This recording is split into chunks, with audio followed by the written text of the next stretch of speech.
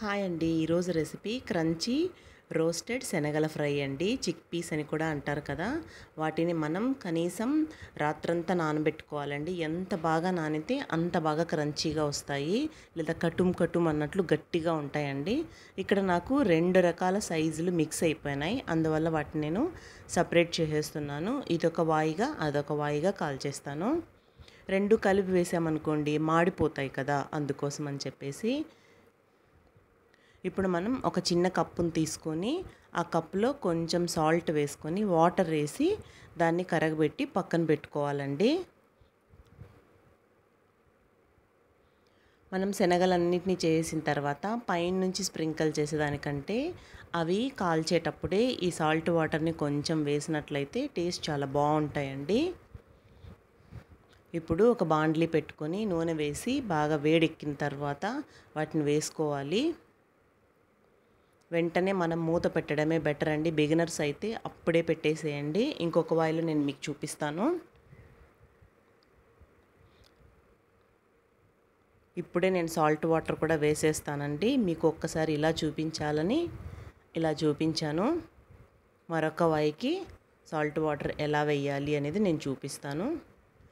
ఒక మూత పెట్టిన తర్వాత 6 నిమిషాల పాటు మూత తీయకూడదండి. ఆ టైంలో మొత్తం అవి ఫ్రై అయిపోతాయి. మధ్యలో మీరు తీసి వాటిని కదిలించాలి అనుకుంటే కొద్దిగా తీసి ఒకసారి కలిపేసి మళ్ళీ మూత పెట్టేసేయండి. సిమ్లోనే పెడతారు కాబట్టి ఏం మాడిపోవండి అవి. మొత్తం ప్రాసెస్ అంతా సిమ్లోనే పెట్టుకోవాలి. ఒక్కసారి నూనె కాగిన తర్వాత మొత్తం ప్రాసెస్ అలా బుడగలంతా తగ్గిపోయిన తర్వాత తీసి ఒక టిష్యూ పేపర్ మీద కానీ ఒక పేపర్ మీద కానీ వేసి పక్కన ఉంచుకోవాలి. ఎందుకంటే ఎక్సెస్ ఆయిల్ అంతా తీసేసుకుంటాయి. అంతే అండి. మరొక వాయిని చూద్దాం. మరొక వాయి వేసే ముందు నూనె మళ్ళీ బాగా వేడెక్కాలి. చూడండి, ఇలా ఎడమ చేత్తో మూత పట్టుకొని కుడి చేత్తో అవన్నీ వేసేసి వెంటనే మూత పెట్టేశారనుకోండి, అప్పుడేమీ చిటపట్లాడవు. ఒక్కొక్కటి పగులుతాయండి వాటిల్లో, అందువల్ల చెప్తున్నాను. జాగ్రత్తగా వీటిని ఫ్రై చేసుకోవాలి.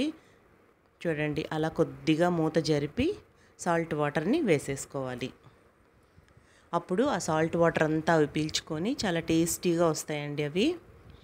చూడండి, ఆల్మోస్ట్ సగం వరకు ఫ్రై అయిపోయినాయి. ఇలా మూత తీసి కొంచెం ఫ్రై చేసుకోవాలి. బుడగలంతా తగ్గిపోయేంత వరకు ఫ్రై చేసుకోవాలి.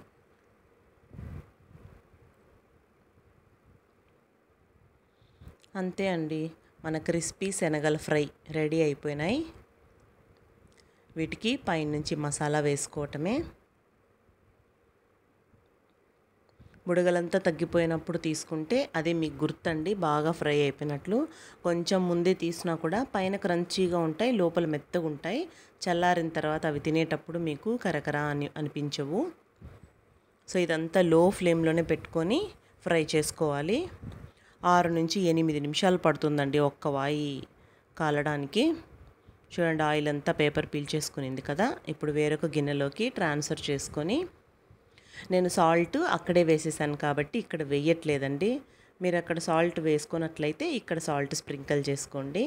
నేను ఇప్పుడు ఓన్లీ చాట్ మసాలా కొంచెం పుల్ల పుల్లగా బాగుండడానికి కొంచెం కారం వేసి కలుపుతున్నాను. అంతే అండి. మీరు ఇవి ఎక్కువ క్వాంటిటీలో చేసి పెట్టుకున్నారనుకోండి, పిల్లలకి స్నాక్స్ బాక్స్లోకి, ఈవినింగ్ స్నాక్స్లోకి ఈజీగా ఉంటుంది. చాలా టేస్టీగా ఉంటాయి. మీరు కూడా ఒక్కసారి ట్రై చేసి తప్పకుండా కమెంట్ చేయండి. మీకు చూపిస్తున్నాను కదా, ఒకటి పగిలింది అని చెప్పేసి, అదేనండి, అలా పగులుతాయి. థ్యాంక్స్ ఫర్ వాచింగ్ అండి. బాయ్.